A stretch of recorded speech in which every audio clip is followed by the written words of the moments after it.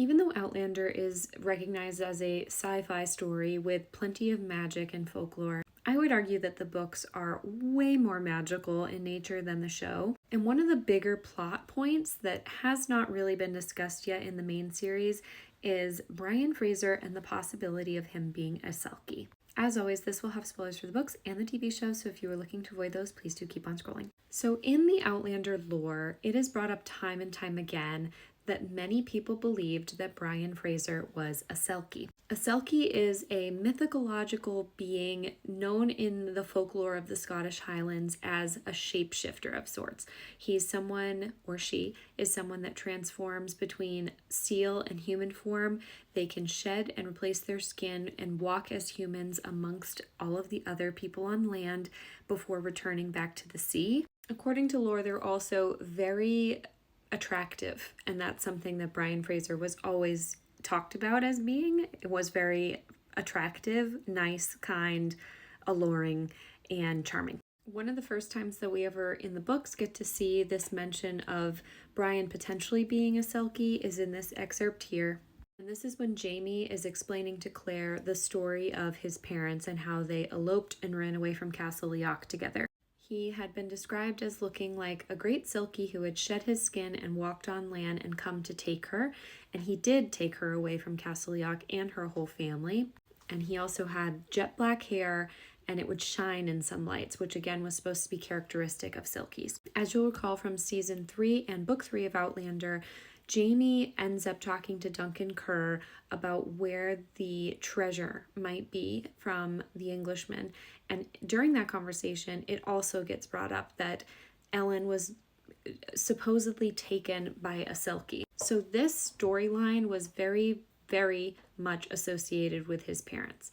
Everyone thought that Brian was a selkie. And as Jamie starts to tell Claire about his experience going to the island and finding the treasure, he also tells her that while he was there, he could have sworn he heard his mother speaking to him. He feels like she was calling Jamie to the island where the treasure was buried and leading him there, even though there was no one around him, no one to be seen, not even a selkie. And when he was exhausted trying to swim out to this island, he felt like the tides and the current picked him up and led him there, and feeling like something was looming over him before he saw a huge great seal with black eyes staring at him. The subtext of this entire recollection is that Jamie's parents were with him when he went out to this island, and that his dad was the selkie that helped him reach the island and was looking at him in this moment.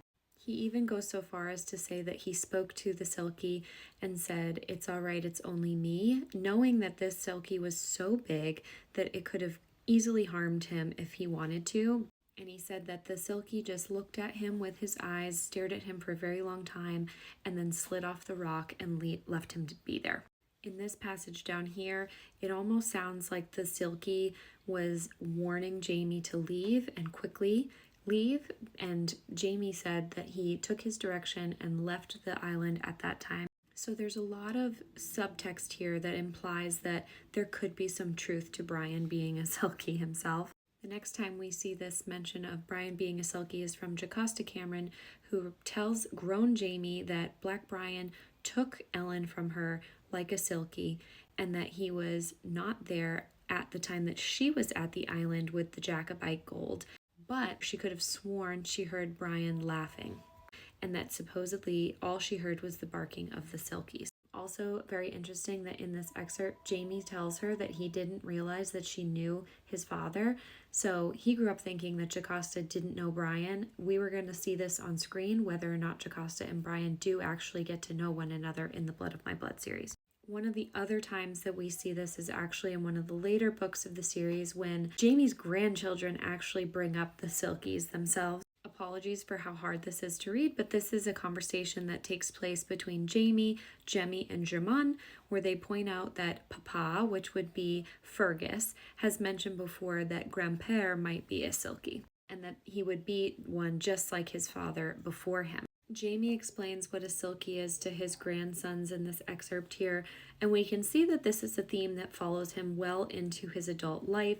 So I will be very curious if the show even touches upon this and if they prove that Brian is in fact a Silkie. Because Outlander, the show, is a very grounded universe, and I would say that they don't use as much magic as the book series does. So the book definitely allows for this to be a reality, especially given how many times it is mentioned and brought up. But even if they don't make it so that Brian is a Silkie, I do hope that they include this lore and storyline in Blood of My Blood, because I think it's a very important tidbit of information that everyone at Castle York and all throughout Jamie's life continues to bring up to him. And that time in the Scottish Highlands, this type of folklore was very important and fundamental to them.